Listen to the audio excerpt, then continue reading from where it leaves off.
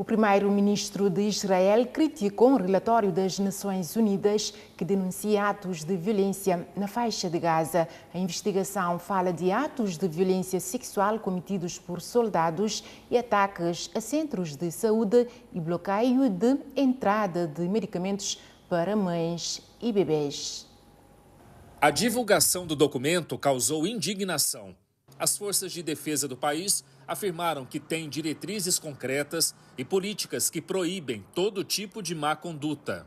Anne Herzberg, consultora jurídica para uma organização de direitos humanos, afirma que o relatório desconsidera completamente as atrocidades cometidas pelo Hamas em outubro de 2023.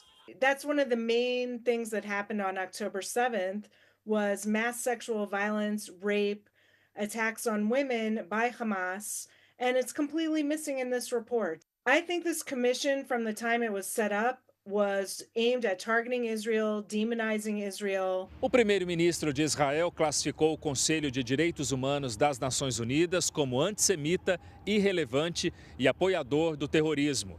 Em um comunicado nesta quinta-feira, Benjamin Netanyahu rebateu o relatório e disse que as acusações de violência sexual são infundadas. Netanyahu ainda disse que, em vez de se concentrar nos crimes cometidos pela organização terrorista Hamas, no pior massacre cometido contra o povo judeu desde o Holocausto, a ONU opta mais uma vez por atacar Israel com falsas acusações. O presidente russo Vladimir Putin disse nesta quinta-feira que concordou com o cessar-fogo de 30 dias na guerra contra a Ucrânia, mas fez ressalvas. Antes do acordo ser assinado, Putin quer discutir a proposta com os Estados Unidos. Vladimir Putin convocou uma entrevista coletiva na sede do governo russo. Ele disse que é a favor da trégua, mas ainda tem dúvidas. Se suspendermos as operações de combate por 30 dias, o que isso significa? Todos os ucranianos sairão sem lutar? Temos que deixá-los ir depois de todos os crimes em massa que cometeram contra civis? Ou a Ucrânia vai ordenar que eles baixem as armas? Como vai ser? Não está claro, questionou o presidente. Putin também quer saber quem vai controlar a trégua. Autoridades russas temem que a Ucrânia aproveite a pausa no conflito para recrutar mais soldados e receber novas armas. O Kremlin afirma ainda que prefere um cessar-fogo definitivo. Foi a primeira vez que Vladimir Putin falou publicamente sobre o acordo negociado entre Estados Unidos e Ucrânia. Putin declarou ainda que os próximos passos vão depender do exército russo expulsar completamente as forças ucranianas da região de Kursk. Em pronunciamento, o presidente ucraniano Volodymyr Zelensky disse que Putin não quer aceitar o cessar-fogo. Ele tem medo de dizer diretamente a Trump que quer continuar a guerra, afirmou Zelensky. O presidente Donald Trump disse que seria decepcionante para o mundo se a Rússia não concordasse com o cessar-fogo.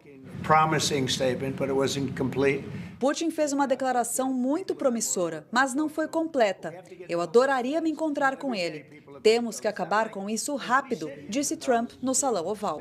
O presidente americano afirmou ainda que espera que a Rússia faça a coisa certa.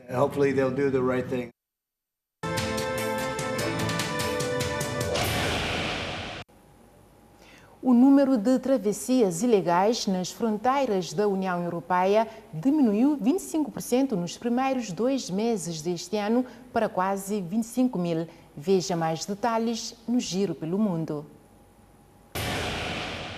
De acordo com os dados divulgados pela Agência Europeia da Guarda de Fronteiras e Costeira, Frontex, a maioria das rotas registrou em janeiro e fevereiro uma diminuição homóloga do número das chegadas irregulares na União Europeia. A rota do Mediterrâneo Central contrariou a tendência, com um aumento de 48% para as 6.863 entradas irregulares na União Europeia. Apesar de registrar uma diminuição de 40% em relação ao mesmo período de 2024, o corredor da África Ocidental continuou a ser a rota mais ativa para a migração irregular, com 7.182 chegadas registadas. Um avião da American Airlines pegou fogo logo depois de pousar no Aeroporto Internacional de Denver, no estado do Colorado, nos Estados Unidos da América. Os 172 passageiros e 6 tripulantes a bordo conseguiram sair da aeronave. 12 pessoas foram socorridas com ferimentos leves. A imprensa alemã divulgou que o serviço de inteligência do país estima entre 80% e 90% a probabilidade do coronavírus ter sido originado no Instituto de Virologia de Wuhan. Os cientistas chineses teriam potencializado a capacidade de contaminação do vírus para testar em humanos e depois não conseguiram conter a disseminação. O governo chinês declarou que o instituto nunca fez tal pesquisa e não tem envolvimento com a pandemia da Covid-19. O nível global do mar subiu mais do que o previsto em 2024, o ano mais quente já registrado na história, segundo uma análise divulgada nesta quinta-feira pela Agência Espacial dos Estados Unidos. Os dados obtidos por meio de imagens de satélite mostram que os oceanos do planeta registraram uma elevação de 0,59 centímetros no ano passado, valor superior aos 0,43 centímetros esperados pelos cientistas para o período. A NASA atribui o aumento a 2 fatores principais: o aquecimento incomum dos oceanos, que provoca a expansão térmica da água, e o derretimento de geleiras e calotas polares, que adiciona água doce aos mares. Casos de sarampo na Europa e Ásia Central atingem o nível mais elevado em mais de 25 anos. Em 2024, a Europa registrou o maior número de casos de sarampo em mais de 25 anos, com mais de 120 mil casos notificados. Este número foi o dobro do número de casos registrados em 2023, de acordo com um relatório da OMS e da Unicef. O sarampo é uma das doenças mais infecciosas do mundo e é transmitido por um vírus transportado pelo ar. A Unicef diz que cerca de 40% das infecções por sarampo na Europa e na Ásia Central ocorreram em crianças com menos de 5 anos e que mais da metade das pessoas doentes com sarampo tiveram de ser hospitalizadas. Estima-se que 2 doses da vacina contra o sarampo são eficazes em 97% na prevenção da doença, que normalmente infecta o sistema respiratório e causa sintomas como febre, tosse, corrimento nasal e erupção cutânea. Em casos graves, o sarampo pode causar pneumonia, encefalite, desidratação e cegueira.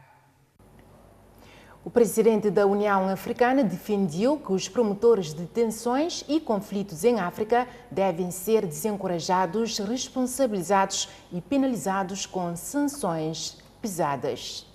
Pois é, considerou que o continente precisa de uma arquitetura sólida de paz. Para o líder da União Africana, a problemática dos conflitos em África e a responsabilização dos seus promotores deve merecer uma reflexão mais exaustiva por parte da Comissão da União Africana, de modo que se confira ao Conselho de Paz e Segurança um papel fundamental na ação que deverá desenvolver no sentido de prevenir e resolver conflitos que prevalecem no continente. Os promotores de tensões e conflitos no nosso continente devem ser desencorajados, responsabilizados e penalizados com sanções pesadas da organização que venham ter sérias consequências sobre os mesmos pessoas e países. João Lourenço, que assume a presidência rotativa da União Africana desde fevereiro, reiterou a sua preocupação com o terrorismo e extremismo violento, mudanças inconstitucionais de governos democraticamente eleitos e com os conflitos que prevalecem em África, sobretudo no leste da República Democrática do Congo e no Sudão. Quanto ao Sudão, o líder da União Africana prometeu trabalhar muito mais de perto com o presidente ugandês, que tem realizado um trabalho louvável para que sejam afastados os fatores externos nocivos na busca de um diálogo construtivo entre as partes em conflito para o alcance ao cessar-fogo.